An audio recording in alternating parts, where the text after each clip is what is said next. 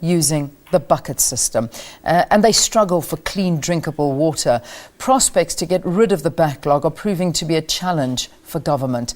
A recent report by the South African Human Rights Commission proves that water is life and sanitation is dignity, but for some South Africans, this is not a reality.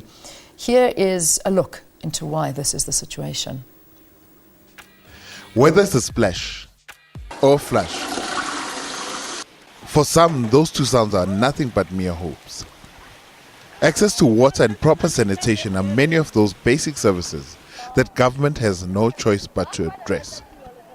As far as figures are concerned, different sources give different numbers. Statistics South Africa notes that nationally, 91.3% of South African households have access to piped water. The South African Human Rights Commission, on the other hand, says only 85% have access to acceptable levels of water. In some provinces like KwaZulu-Natal, 14% of people had no water at all. It is also noted that the bucket system is alive and well. The so-called poo protesters reminded the nation of this fact. The Minister of Water and Sanitation, Nomvula admitted that their December target to eradicate the bucket system would not be met. We're going to work with all municipalities in ensuring that they've got a water master plan, water and sanitation master plan, at least for 10 years. We can't rely on annual IDPs. You need a long-term kind of a plan. This means that for many, they will still have to wait for that splash and that flush.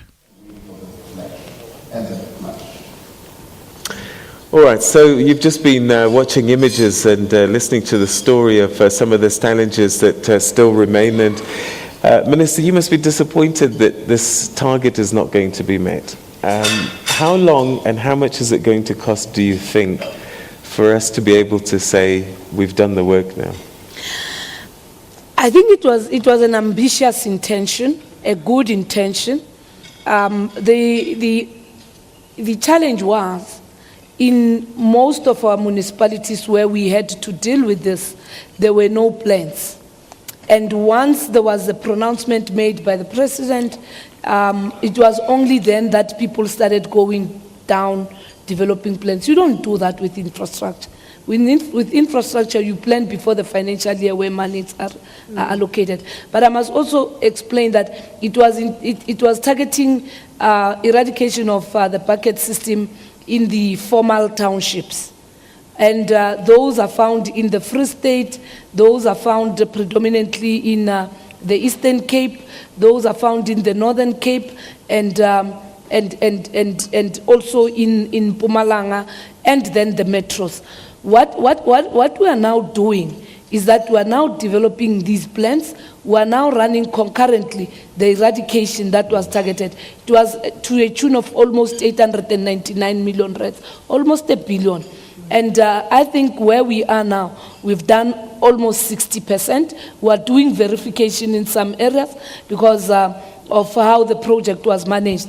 But it is better that it is us who have come out to admit that will not meet our target.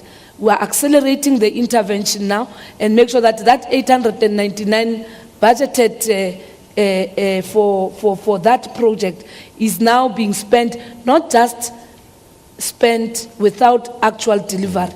By the end of April 2014, we are implementing, and we have taken direct interest. We've brought in our water boards to come in and also become our assistants.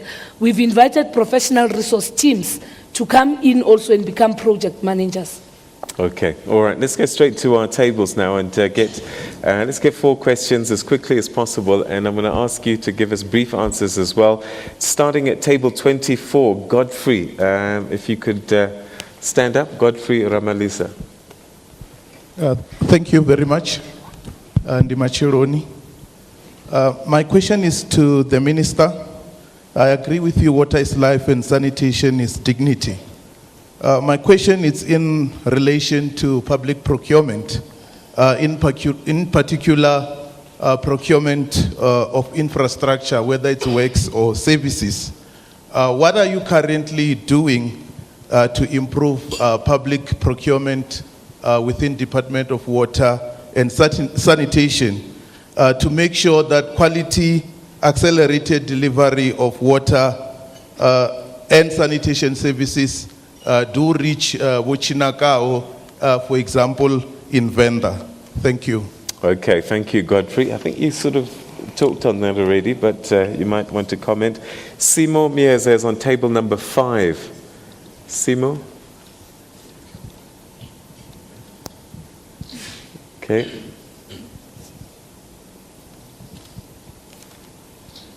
Thank you, Peter. My question is directed to the Minister again, although she has partly addressed the question, but mostly on the transformation at the water boards. I'm a practicing civil engineer whose dream was, when I graduated, to become a dam engineer.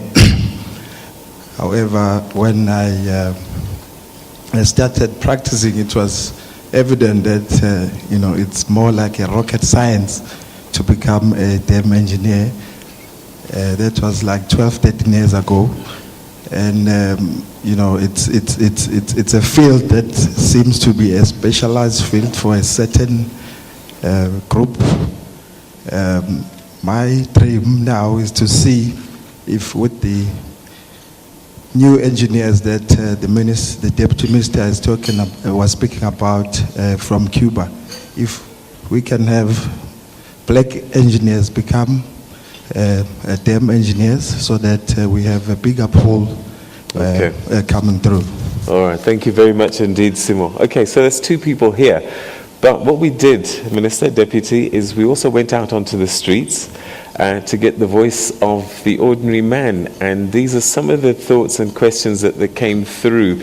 So maybe you can just listen to those and also respond to some of their concerns. This is what we found out.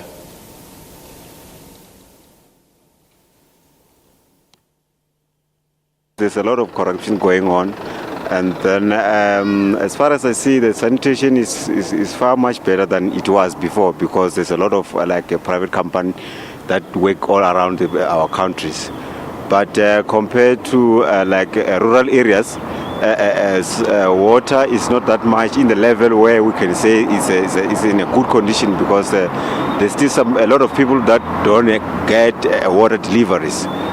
I think that municipalities should do more to help people, especially in CBD, because I see most of the problems in Joburg CBD in terms of sanitation. Water I'm not so sure of. After 20 years of democracy, there must be no one who's lacking water in South Africa. In South Africa, I think good money is there, but the corruption thing, that's the thing.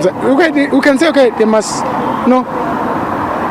do the proper stuff. The money is there, but the only thing that's left, people, the right people to how to use money. We are lacking coordination. The water has been off for like almost a week, a few times, like often, but it's all right, I guess.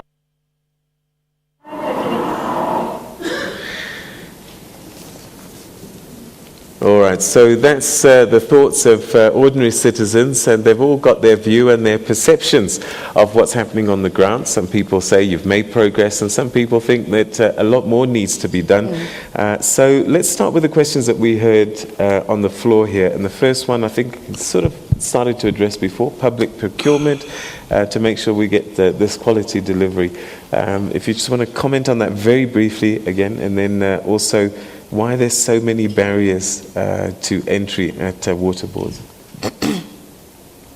I think I've spoken about public procurement to ensure quality service and quality delivery of goods. And as I've indicated, we opening the door much wider now. We're no longer going to have those 14, 15 established companies. We're inviting professionals who are your engineering consultants and stuff to come in, and we want to set up panels of consultants, black and white, women and young people, to be part of these processes. And one would invite the viewers and those who are here today to follow up the information. We will also be, one of the things that has been our weakest link is communication with our various stakeholders. We have made a commitment that we want to reposition the department. We need to up our communication, our marketing, and the branding of the Department of Water and Sanitation. Simo there, I think nobody can say it's jobs for Pulse. If one can say, maybe after this show, let's get Simo, let him go and engage those men who are in the Department of Water in the Citibank building, who are in the construction unit. There's a black person who deserves to be part of this, who qualified. Let's start with him and use him as a guinea pig of imposition. All right, and then says, okay.